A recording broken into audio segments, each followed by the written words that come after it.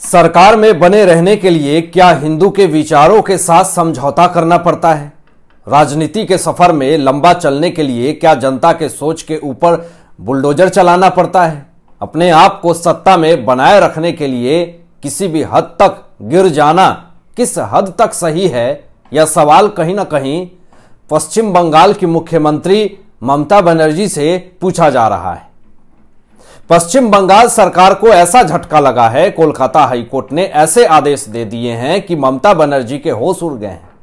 आखिर वो इतना बड़ा झटका क्या है, आपको आगे बताएंगे। ऐसे तमाम घटनाएं आपको आज बताने वाले हैं जिससे ममता बनर्जी के होश जो है वो उड़ने वाले हैं और साथ साथ आपके भी होश उड़ने वाले हैं।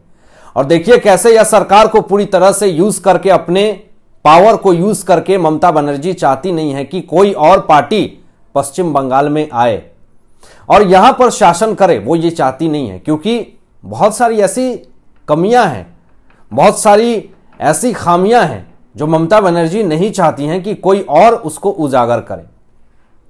लेकिन जिस तरीके से दंगे होते हैं, फसाद होते हैं या पीड़िता के मां बाप इंसाफ मांगते हैं, उसको लेकर के जो बयान आते हैं ममता बनर्जी का, उससे तो साफ तौर पर यही लगता है कि ममता बनर्जी मुस्लिम वोट को बचा करके रखना चाहती हैं। हिंदू वोट से इन्हें कोई मतलब ही नहीं है, जैसा बयान उनका आता है उस आधार पर यह बात कही जा रही है।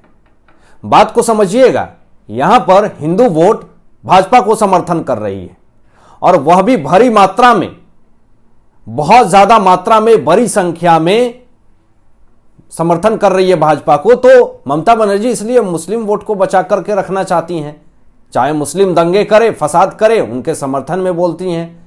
तो एक बार मुस्लिम समुदाय ने यह बयान दिया था और यह बात कही थी कि मैं ममता दीदी को क्यों वोट नहीं देगा, ममता दीदी हमको गौ मांस खाने देता है। तो यह बयान पब्लिक डोमेन में है, आप जाकर के देख सकते हैं। तो यही सारी बातें कहीं ना कहीं इशारा करती है कि ममता बनर्जी कहीं ना कहीं मुस्लिम समुदाय वोट को जिंदा रखना चाहती हैं, बचा करके रखना चाहती हैं और अपने आप को सत्ता में लंबा बने रहने के लिए ये सब कर रही हैं। पहले इस बात को समझिएगा कि आखिर ममता बनर्जी मुस्लिम समुदाय को ही क्यों समर्थन करती हैं। पहले उस घटना को देखिए दोस्तों, जो पश्चिम बंगाल में कई इलाकों में रामनवमी के वक्त बहुत सारे हिंदू भाइयों ने जुलूस निकाली थी। बहुत सारे लोगों ने हिंदुत्व के मुद्दे को उठाया था और चारों तरफ रामनवमी के दिन जुलूस निकली थी, जिसके तहत बीच सड़कों पर, जहां पर मस्जिद है, जहां पर लोग अजान करते हैं, जब उस इलाके से रामनवमी के दिन हिंदू भाई जब निकल रहे थे तो पत्थरबाजी हुई, पत्थर बरसाई गई, पूरी तरीके से हिंसा भड़क गई। मुस्लिम समुदाय के लोगों ने यह कहा कि जितने भी हिंदू लोग थे रामनवमी जुलूस में, वह मस्जिद के बाहर तलवार लहरा रहे थे। तो उसके बाद हिंदू समुदाय के लोगों ने यही कहा कि हम झंडा लहरा रहे थे राम भगवान का। वो भी ये अपराध है क्या? यह सरासर आरोप गलत है कि हिंदू भाइयों ने तलवारें लहराई। मस्जिद पर पहले से ही बड़ी मात्रा में पत्थर रखी हुई थी और उस पत्थरों के द्वारा बहुत सारे पत्थर बरसाए गए रामनवमी में हिंदू भाइयों के ऊपर। जुलूस में दंगा भड़क गए। अब जुलूस में जितने भी हिंदू भाई थे उनके सिर पर चोटें आई। पुलिस का यह भी दावा है कि पुलिस, जो वहां पे सुरक्षा कर्मी थे, पुलिस जुलूस में हिंसा भड़की रामनवमी में और बहुत सारे पुलिस घायल हो गए। पुलिस का कहना है कि वहां पे बम का इस्तेमाल हुआ, बहुत सारे पुलिस जो है वो बदहवास हो गए। तो कहीं ना कहीं अब इस मामले में पश्चिम बंगाल सरकार को झटका मिला है और कोलकाता हाईकोर्ट ने पूरे राज्य में जो रामनवमी की झड़पों की, झगड़ा हुआ, दंगा हुआ, उसमें एनआईए जांच का आदेश दे दिया है। इसमें अब इंटरनेशनल कनेक्शन के तार हैं। बहुत सारे ऐसे मुस्लिम समुदाय हो सकते हैं जो इस देश से बाहर आतंकी संगठन से जुड़े हुए हों और हिंसा भड़काने की कोशिश कर रहे हों। और इस बार इन सब चीजों पर जो है वो एनआईए जांच करेगी और इसमें बहुत सारे लंबे तार जुड़ करके सामने आएंगे। लेकिन ममता बनर्जी यह सब कांड होने के बाद यह कहती हैं कि हमने तो पहले ही कहा था कि मुस्लिम के एरिया से नहीं जाना है, आपके रूट गलत हैं, यहां पर वह हिंदुओं को ही समझा रही हैं। और दंगा हुआ था तो उस वक्त एक मीटिंग में ममता बनर्जी बैठी हुई थी, और यह कहना कि हमने आपको समझाया था, आपको नहीं जाना था उस रूट से जहां मस्जिद है, मतलब यह किस हद तक सही है? मुस्लिम रूट से जाएंगे तो आप हमारे ऊपर पत्थरबाजी करेंगे और हिंसा करेंगे। हम लोग भारत में ही है ना, पाकिस्तान वाली सोच कहां से आ जाती है लोगों में? ये बयान सुनकर मैं दंग हूं। क्या हमारे भारत देश में या किसी राज्य में इस गली से जाना अपराध है या उस गली से जाना अपराध है? किसी चीज की सीमा है कि आपको इधर से ही जाना है? जब मुस्लिम समुदाय के यहां ईद होता है, चाहे कोई भी त्योहार होता है, तो क्या हिंदू भाई उनके ऊपर लाठियां बरसाते हैं? सवाल खड़ा होता है दोस्तों। पत्थरबाजी फेंकते हैं, पत्थरें फेंकते हैं, बम फोड़ते हैं, तलवार लहराते हैं, तो ये सवाल उठ रहे हैं। और कहीं ना कहीं ममता बनर्जी एक और बड़ी घटना से घिरती हुई जा रही हैं। दूसरी बड़ी घटना आप सुनेंगे तो ममता बनर्जी के सोच, उनकी मंशा, उनकी विचारधारा सब बाहर निकल करके सामने आ जाएगी। यह घटना जो है वो 21 अप्रैल को हुई थी बंगाल के कालियागंज में, जहां पर 17 साल की नाबालिग लड़की के साथ रेप करके उसकी हत्या कर दी गई थी। उस 17 साल की बच्ची का शव जो है वो नहर में तैरता मिला, नदी में तैरता मिला। गांव के लोग देख करके आश्चर्यचकित थे।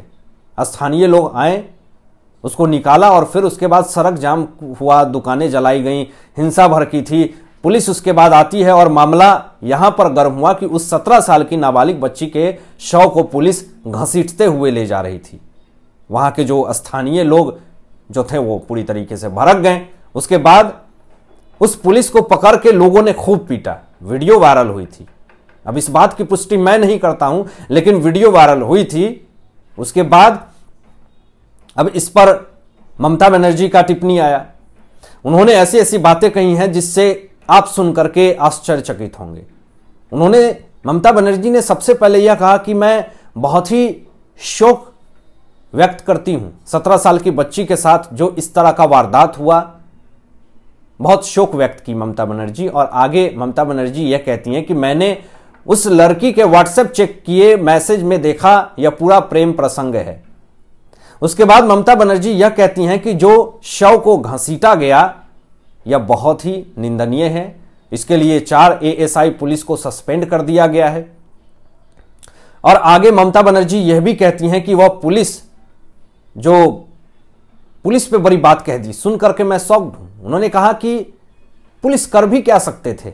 यह कहना मुख्यमंत्री जी के तरफ से कि वह कर भी क्या सकते थे, यह कितना हद तक सही है? एक नाबालिग बच्ची का रेप हुआ है, हत्या कर दिया गया है और पुलिस उसे घसीट करके ले जा रही है, यह बहुत ही शर्मनाक बात है। और ममता बनर्जी ने यह भी कहा कि आरोपी की संपत्ति कुर्क होगी, लेकिन यह बात कहा कि पुलिस कर भी क्या सकते हैं, तो यह कहीं ना कहीं अपने आप में बहुत बड़ा सवाल खड़ा होता है। लेकिन ममता बनर्जी से सवाल यह भी किए जा रहे हैं कि आप आरोपी के नाम तो बताइए जो 17 साल की नाबालिग के साथ रेप हुआ। बीजेपी के बड़े नेता अनुराग ठाकुर जी ने कहा कि ममता बनर्जी नाम है, लेकिन ममता बनर्जी के पास ममता बिल्कुल नहीं। और ममता बनर्जी आरोप लगाती हैं कि जो दंगे भर के नाबालिग लड़की के हत्या पर वह बिहार के कुछ बीजेपी नेता थे, वह आकर के दंगे भड़काने का काम किए। तो ये सीधा बिहार उठ करके कहां चली जा रही हैं आप? लोगों का बिहार के प्रति एक माइंडसेट हो गया है कि कुछ भी गलत होगा तो बिहार के लोग ही हैं, उन्होंने ही गलत किया है, बिहार के लोगों ने यह काम किया है। मतलब बिहार के लोग खाली बैठे हुए हैं। अच्छा, पश्चिम बंगाल में दंगा करना है, चलो ट्रेन का टिकट कटवाते हैं, बिहार के लोग विल्ले हैं, खाली बैठे हुए हैं, चलो। मतलब कुछ भी, मतलब मुख्यमंत्री के पद पे बैठ करके ऐसा कोई कैसे बोल सकता है? मतलब इतना जल्दी सब कुछ हुआ, बिहार के लोग आकर के कैसे हमला कर सकते हैं? और बिहार के लोग हमला किए तो टिकट निकलवाइए, पता चल जाएगा कौन थे नहीं थे। यह भी तो कह सकती थी आप ममता बनर्जी की JDU RJD के नेता यहां पर आके दंगा भड़काएं। या नहीं कहेंगे आप, क्योंकि नीतीश कुमार जी, तेजस्वी यादव जी मिलने आते हैं आपसे, ममता बनर्जी से मुलाकात करने आते हैं, सरकार बनानी है। तो कहीं ना कहीं यह पूरी दोहरा चरित्र है और यह सब बेनकाब हो गया है।